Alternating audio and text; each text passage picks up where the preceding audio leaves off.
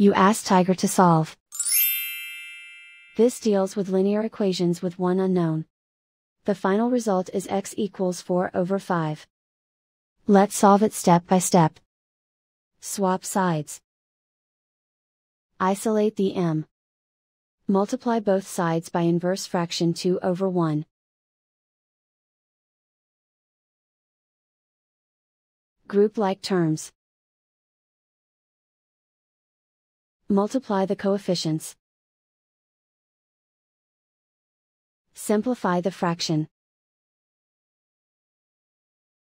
Multiply the fractions.